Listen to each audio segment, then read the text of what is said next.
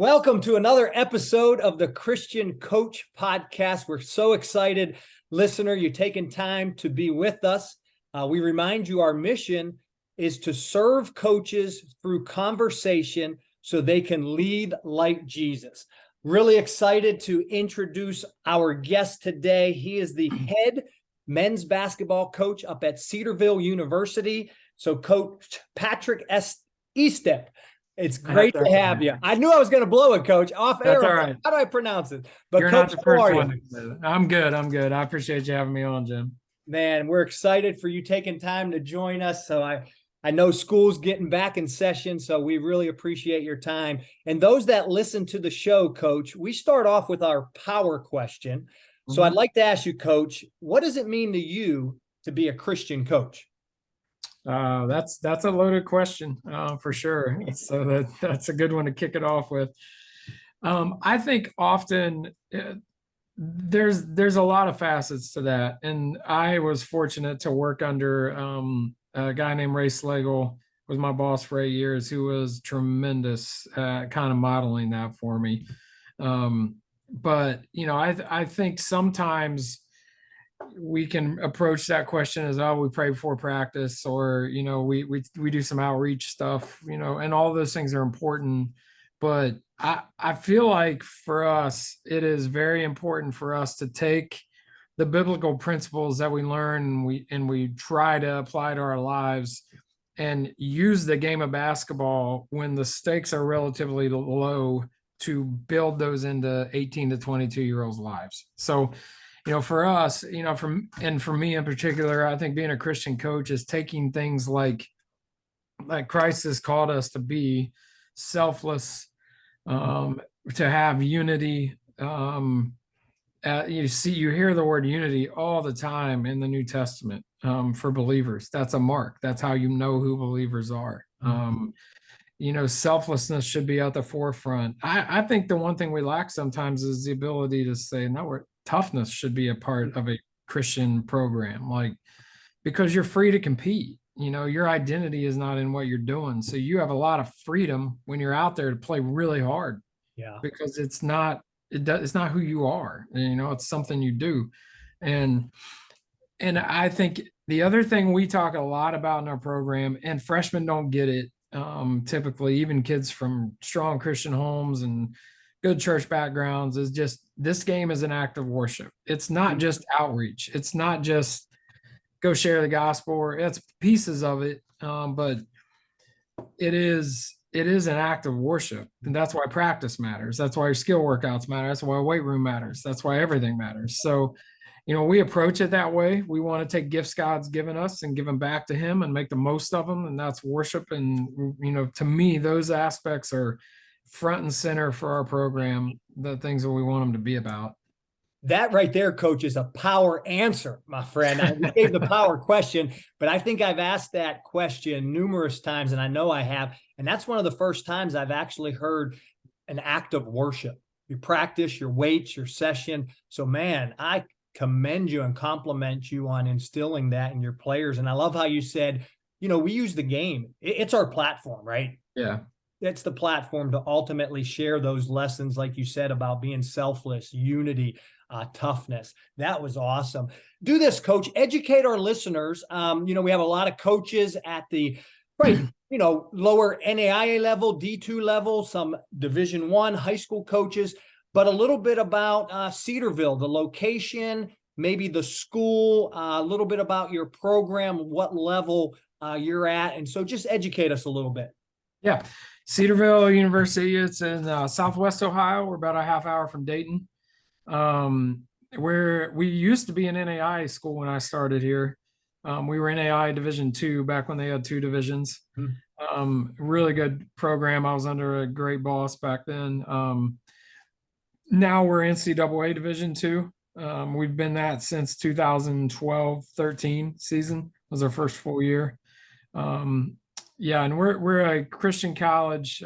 We're actually one of the bigger Christian colleges in the country, and we have great leadership. Our president, our athletic director, our administration has been tremendous, and our university is growing quite a bit. We're over 5,000 students now. We have over 4,000 on campus. We have tons of majors. We have a bunch of engineering degrees. We have, I think, 5 engineering degrees now. We have a business program with multiple avenues you can go into: nursing, pharmacy, PA program, all that stuff. So really high academic Christian college, conservative. We're about the Bible and being our truth. So every kid, doesn't matter whether you're an engineering, mechanical engineering major, pharmacy major, or Bible minor, or a Bible major, you all get a Bible minor. Yeah. That's an aspect of Cedarville. We have chapel 5 days a week at 10 a.m. for 50 minutes. It's another aspect. So it's a great place. It is a hidden gem in the cornfields of Southwest Ohio. We probably about turn this town into 5 times its size once August hits and the kids come back. So, but it's a good location. We're about 45 minutes from the edge of Columbus and Cincinnati, so we can get to a lot of spots. So awesome. I want you to know, being in Christian education for 25 years as a high school coach, always had a ton of respect for Cedarville.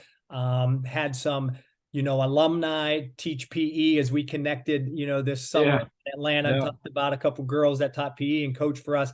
So anytime that I heard the word Cedarville basketball, it was just high on the list. So compliment to you, your staff, the administration up there, and what you guys are doing in Ohio. And I got to ask, Coach, I'm from Pittsburgh, and I tell people, it's a good place to be from. So I'm black and gold. So you're close to, Cincinnati. Do you root for the Bengals there? I'm a Steeler fan, buddy. Steeler fan, that's right. Yes, all right, I knew I liked you, man. Yeah, my dad didn't really care a whole lot about this. He was kind of a Browns guy, if anything, but they were so bad it didn't matter. And when I was growing up in the 80s and 90s, and my mom's family is from Connellsville, right outside of Pittsburgh. Diehard Steeler fans. Gotcha. So yeah, that's what I'm excited about their season coming up. We'll get through this preseason, and I'm excited about watching that black and gold. We'll talk basketball here in a little bit, Coach, but let's rewind back to maybe a young Patrick, 8, 9 years old, man. Where'd you grow up? What was it like? Siblings, mom and dad? Take us back to your childhood a little bit. Yeah, I had a great childhood, great parents. I'm from Southeast Ohio. So if you hear a Southern accent, that's why. It's right on the Ohio River, down near Kentucky, and a little town called South Webster. It's a great place. I grew up there I think when I was 4, we moved there from Lancaster, Ohio. We moved down there to where my dad was from. So yeah, it's a great little town, great school system. It's one of those places where it's just a special place to grow up. 2 great parents, Dale and Barb. They raised me in a Christian home. I had the privilege of hearing about Christ my whole life. They both were believers. My grandparents were. So that was really a privilege to grow up there. And I have a brother, Kyle, is my younger brother. I'm the oldest of 3. He is a pastor in South Carolina right now. And then my sister, Jessica, lives in near Virginia Beach, Chesapeake, Virginia. So sounds like a great heritage, family life. I can relate to some of the things you're saying growing up in Western Pennsylvania and close to the Ohio River, and just I'm sure some great memories when you think about that. Share a little bit about your faith then, and when it became personal for you. Yeah, we were going to a Methodist church when I was growing up until about 8th grade, but I think it was my 7th grade year we went to Asbury. It was kind of cool to see the Asbury revival kind of happening this year, because when I was 13, we went to Asbury College to Ichthus. I don't know if you ever heard of that, but it was like I call the best thing I know to call it is Christian Woodstock. Like it was, you're in a field with 30,000 people, and it's like all these Christian groups are coming in singing. There's people speaking, and that's in that field. The last night there's where I give my heart to Christ and decide I need to make this personal. We changed churches when I was in junior high, just more kids at the church that we ended up going to. But I think you go through high school struggles trying to figure out who you are and what does it mean to be a believer in high school, and how's that going to define your decisions and all that. And there's ups and downs to life that in the moment feel monstrous and big, but looking back, it's just a journey that you're on, and that's been mine. So I would say 13 is when I gave my heart to Christ. I think when I came to Cedarville is when it really got solidified that this is something that Yeah. I want to drive my life. I went to Kentucky for a year first and got involved with Campus Crusade. Loved it. I had some really good Christian friends down there. Really enjoyed it, but I wanted to play basketball and be at a Christian college. And I had an opportunity to walk on here out of high school, decided I would be done with basketball. And long story short, the coach at the time, Don Callan, ran into my dad, starts talking to him and asking him about me and how things are going. And my dad was like, yeah, he's really missing basketball. And Don was like, well, tell him to come to Cedarville. So I ended up transferring and playing JV here for a couple of years. But yeah, my time here was really transforming. I had really godly friends, both of whom are pastors. And two of my roommates, actually all three of my roommates, my senior year were pastors. Oh, wow. So those guys really had an impact on me. And one of my best friends, my college roommate for 2 of those years, is a pastor in Columbus. So. Okay. What a journey, just hearing that, going back to, and now, probably looking back in the rearview mirror and seeing how God just directed every step to get you to where you are now. And it's got to be so cool, Coach. I mean, I'd probably pinch myself every morning. You're coaching at the university that you attended, like as an alumnus. That's special, man. That doesn't happen a lot. What comes to your mind when you think about that? Is this almost like your dream job? Yeah. In a lot of ways it is. It's a great place to work. A lot of great people. There's challenges with every job, but it is a really good spot. I love the mission, and that's a fun. It's challenging sometimes I think to win. People think it is, but at the same time, like we've been pretty fortunate the last few years to at least be competitive. But yeah, it is great. A guy told me one time, because if you hear my whole story, you're just like, this analogy is perfect. You're like a turtle on a fence post. And I'm like, yeah. That's me. You have no idea how you got there. And there's so many avenues in my life where that's been the case. Yeah. And you do know, God opened doors and did things for you that you can't do for yourself. And that's been the story of my life. So again, we're with Coach Pat Estepp. He's with the Cedarville University men's basketball program. They are a Division II school. Thank you, Coach, for being with us, part of the Christian Coach podcast.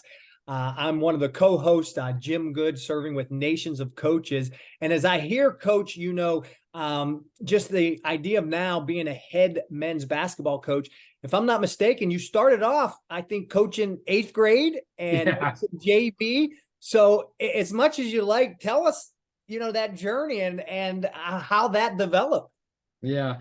Well, there's a long story to it I won't go to, but when I decided to get into when I decided that coaching was something I really wanted to do, Don Callan, again, was someone who God used to get me in that field. And he didn't even really know me, it was just a God thing that for him to use him. But I go into teaching and I want to coach, and I played 2 years here at JV, just kind of walk on. We practice against varsity and stuff, but and in my senior year, I was able to coach the 8th grade team at Cedarville High School, which is crazy. Is where my 3 kids all go to school right now. Wow. So, yeah, but I coached that 8th grade team, and it was 1997. And it was a great experience for me. I'm 21 years old, and I'm trying to run my own program, come up with practice, and figure out what the head coach of the high school team wants to do so I can try to get these kids ready for him next year. And we had a really good group. It was a lot of fun. It was challenging. There's, 13-year-old boys are nuts, and 14-year-old boys are crazy. And so I was probably crazier than them sometimes, and that's what made it work. But it was a great experience. And then coached JV a couple years at a high school, and all of a sudden God opened the door for me to come here. And it was strictly God. Ray Slagle, I mentioned twice. I worked for him for 8 years. I was coaching JV in my hometown, my grandparents had just passed away back-to-back years, and my wife and I bought their house. So I'm living in my hometown, in my grandparents' house, coaching at my high school. Wow. I'm thinking that's my lot in life. Yeah. I'm going to be the head coach here someday, and I'll live here for the rest of my life, just like my dad and my Yeah. grandpa did. And I'm on the phone, and I had called Ray about a couple players from that area, met him. He asked Coach Callan again, another guy that just he has woven so much into my coaching career. It's unbelievable. And I didn't really know him until I got here. So, Yeah. but anyway, he's asking around about me and gives me a call one night and was like, "Hey, how would you like to be the first full-time assistant in Cedarville's history?" And my answer was like, "Oh man." I mean, in my heart, that was a dream job. Right. But my wife was an only child, single mom. It was going to be tough for her to leave home. It's tough for me to leave home. So I told him, I said, "Man, I really appreciate it, but we're pretty comfortable here. We just," and what he should have said is, "Hey, all right, man, great to meet you. We'll stay in touch about players. I'll talk to you later." That's what I would say to a guy that told me that right now, Right. probably. But he didn't. He said, "Well, have you ever thought that God doesn't really care if you're comfortable?" Wow. And I was like, all right, yeah, Hero. yeah. I was like, all right, we'll pray about it. Yep. And my wife immediately was like, "We're moving." Yeah. So, and long story short, we did. And yeah, now I'm the head coach here and been here 24 years, starting year Wow. 24. So That I love hearing that. It seems like a pretty defining moment in your life and how he used even, that phrase. And what I'm learning is get comfortable with being yeah, uncomfortable. So when yeah. you said that, now I'm laughing inside and more joyous heart. You said 1997 when you started eighth grade. That we're probably the same exact age, coach. That's my first job. I'm 21 years old. I'm coaching sixth grade basketball. And I'm like, what is going on? And Yeah. I'm loving life. And like you said, I'm just relating to all that. But let's do this because now we've been in the profession now for, 25 years. What do you tell that 21-year-old coach that's starting? What advice do you give him? Maybe things that you learned and look back and either blew or did well, but that young coach that's starting off his career and maybe he's the new eighth grade coach, maybe he's the new GA, the new ops guy. What advice? Yeah, it is funny how the longer you do this, obviously it's not, I mean, it's just life. I've been doing it long enough that a lot of our players are getting into coaching. We've had guys be volunteer coaches at a school and a high school, and we've had guys we had a guy just was a GA at Baylor, and now he's an assistant at Furman. And Wow. so I think the biggest thing, I can talk to them for days about all the things I've done wrong. Yeah. I think that's pretty common. So, I tell them the biggest thing is the thing that I thought I did a good job of is I was hungry. So I'm a bit of a basketball junkie. My dad and I would talk hoops. My dad was a coach, so we would talk basketball in high school, junior high, after games. We're talking X's and O's. That just always intrigued me, the scheme and the concepts. But I think guys got to find their way to. They got to see the game. They got to find a way to see the game the way that fits their eye and coach it the way that fits their eye, the way they see it. That's probably better. You're going to coach it the way you see it. There's a lot of different ways to win. Yeah. There's not a lot of different ways for me to win. And I think that's important for guys to, as they develop their philosophy, how do you like to play? And then go learn. I would just take off. When I was an assistant, I had the privilege of a lot of older coaches being very generous with their time with me. And just say, yeah, come up. I went to Cincinnati and I'm talking to Dan Peters and watching practice with Coach Huggins and them, or I'm at Ohio State. And a lot of the guys you meet that are the Dobos are now the head coaches somewhere. Right. It's Coach Holman and I were both assistants in NAIAs. He's at Taylor. I'm here. I've known him for 24 years. And now he's the head coach at Ohio State. So I go up there and I watch. I tell guys that all the time. Go watch as much as you can live and go to clinics. But at some level, clinics, you're only going to get so much. I was like, go watch practice. Go sit down with coaches. Anybody will talk to you. Be a hungry learner. And then you start to zero in on what your philosophy is, and then you can kind of zero in on programs. Mhm. And for me, that was like, all right, what's it going to take for Cedarville to be successful with how we have to recruit? Yeah. Well, if we can look like Belmont, maybe Butler in the Horizon League, like those kind of teams, like that's who we are. So I got to know Coach Bird. You get to know people at these spots, and you just start picking their brain every chance you get. I was never afraid. People think I'm not a networker. I love to talk basketball, and I'll talk to anybody if I'm sitting by them at an AAU tournament. Right. So that's what I do. Right. And so you start to find programs that kind of fit your eye, and you start to figure out what makes them successful. Mhm. And that's what I've tried to do a lot of in my career. That's So good far. advice. I love how you said be hungry, because that just goes into you need to be learning. And I remember a Yeah. coach telling me, when you're through learning, you're through. So Yeah. you got to be learning every day, because if you're not growing, you're dying. And I like how you said the idea, just almost be you. Yeah. I think that's where I probably in my younger days, I was trying to be, I played for my dad, so I'm trying to be my dad. And then I tried to be my college coach. And then I tried to be my mentor. And it took me about 15 years to figure out I can pick different pieces of what I like, but I need to be me. And Yeah. I think coaches that are listening, if you're that young coach, find what works for you. And coach gave us great advice, be hungry, be a learner, but then figure out what works for you and study that. So I love that. As you now have developed your philosophy, coach, tell us, culture's kind of this hot topic button, and it's slogans, it's what we do. But if you can kind of summarize, the culture of Cedarville basketball, what is the culture of your program, and what do you try to emphasize? Well, I do. It goes back to what we talked about at the very beginning with your first question. I want at the end of the day, our guys, I want the game of basketball to take lessons that they are going to need, that are biblical lessons, biblical concepts that they're going to need later in their life. And I want them to learn those things on a stage where the cost and the payment for screwing up or whatever is relatively low.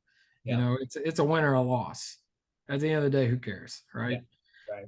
But when you get done and you're married and you got a job, then if you're not selfless, if you cannot persevere, that's another big one for us. And I think in a culture that doesn't persevere very well, um, if you can persevere and you're selfless, you're going to stand out. If you can create unity around you and people like to be around you, you can create a common goal for people, like you're going to stand out, because that's not common right now. So, and you're also, people aren't going to pay for it. Right now, I'm, at the end of the day, it's the head coach that pays if you don't show up, right? Yeah. But someday it's going to be your wife or your kids or your boss. And it's like, so then it really matters. So for us, culture is that, like, can we take those concepts, unity, toughness, selflessness, and perseverance, and can we take all those things and build them into our guys every day we're getting together? Yeah. And they're hard lessons. These guys, I love our team right now. I think our locker room is as good as it's ever been. And we have guys that really embrace a lot of those things. And their parents have been tremendous, but that's not the norm. A lot of parents fix all the problems for the kids. So when you get them, they're not tough. They have no idea how to persevere through adversity. And life's been all about them. So unity and being selfless like that's not really, so you have to kind of break those habits or those things those kids are used to. So, I think our culture, I'm hoping that those things are evident. I hope they're evident when you hang out with our guys and you're in our locker room. And I tell our guys all the time, I hope they're evident when we play. I hope you see a team that wants to pass the ball. They're selfless. I hope you see a team that never quits. They persevere. Like we've had multiple games. We're down 20 with 2 or 3, minutes to go in the second half, and we've come back storming back. So, I think that's culture for us. It's not all the slogans. I don't spend a ton of time talking about catchphrases or those words necessarily, but we spend a lot of time creating an environment that drives all those concepts home. So. Yeah.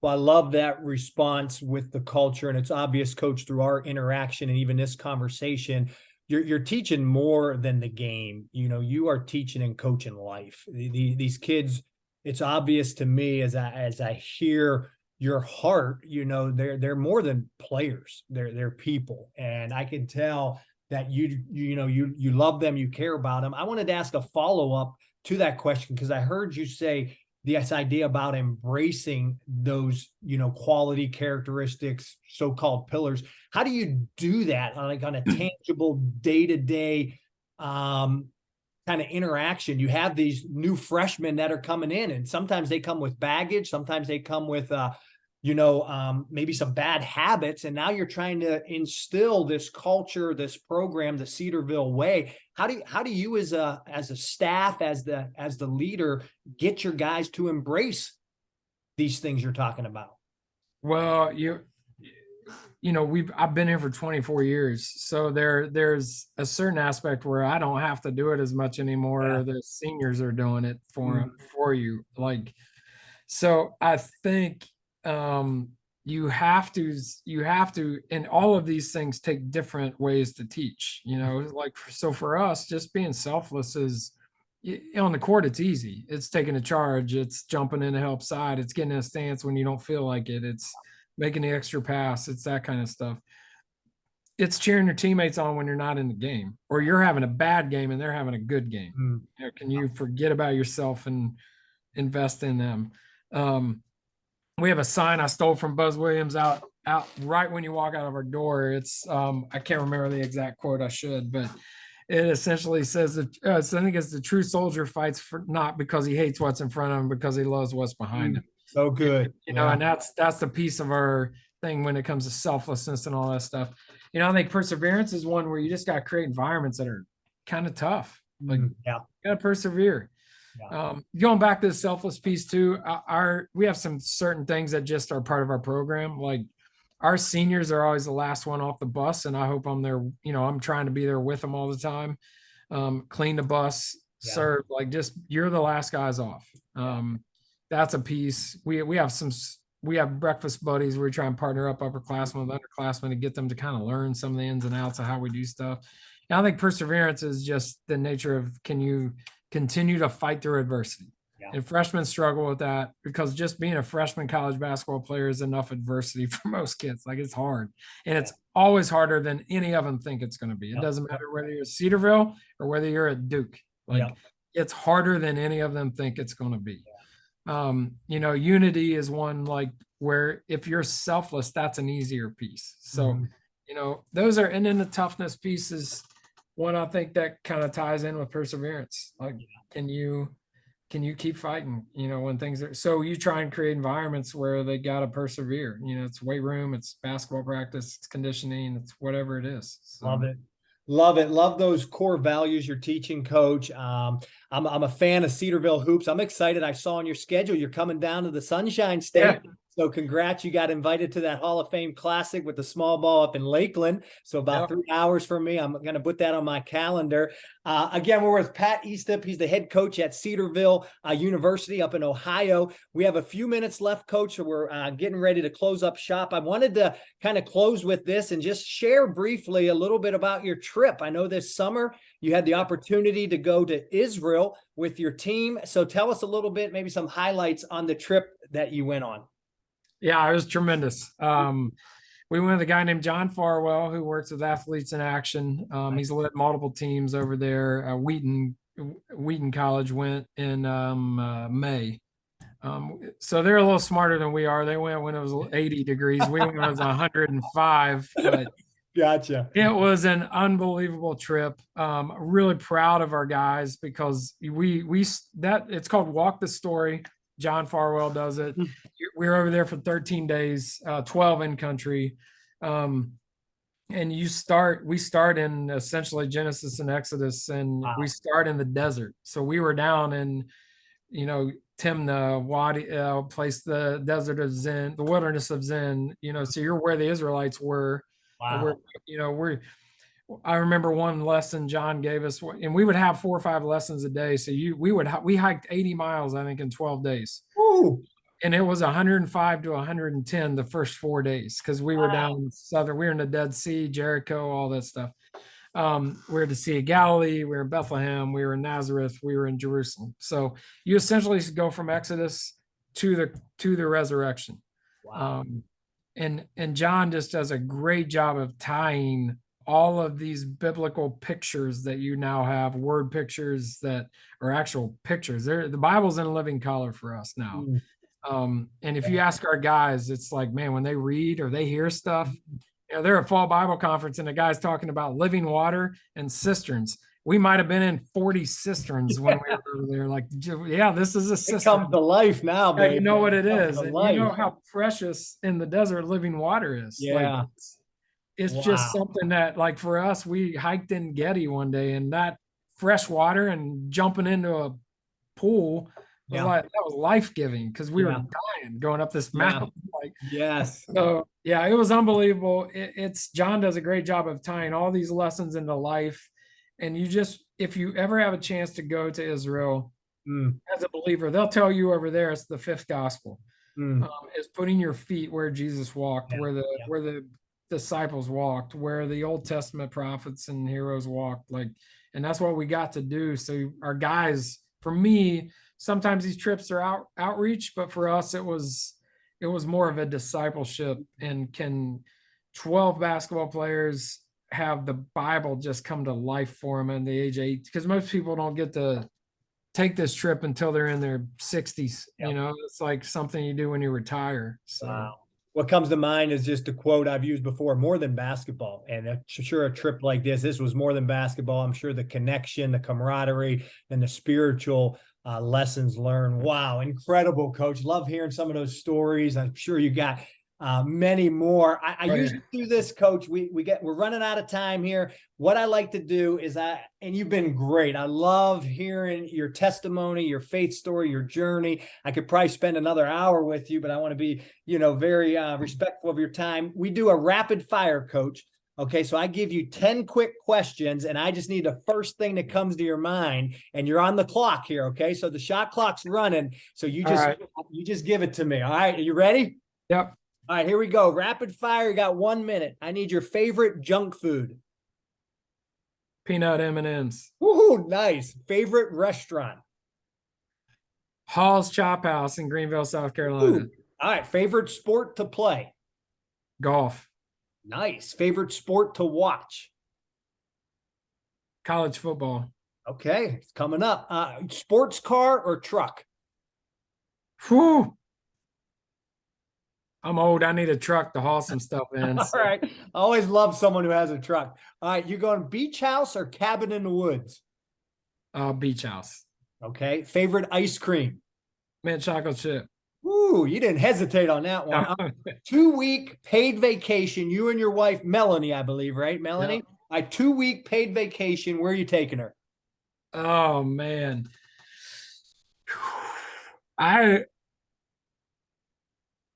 Oh, my goodness.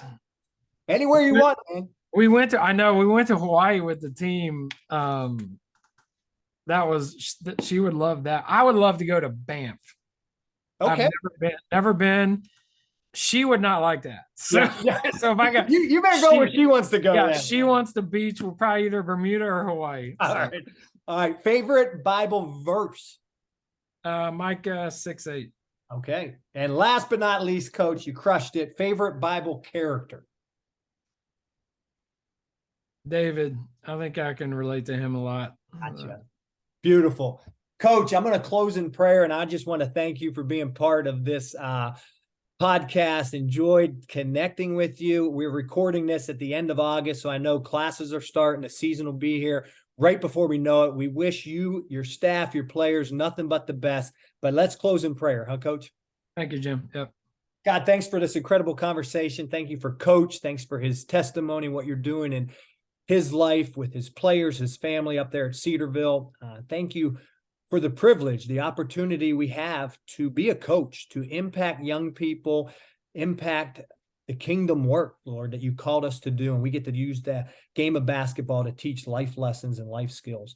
We thank you for who you are and what you do. In Jesus' name, amen. Thanks a lot, Coach. Appreciate you. Thank you.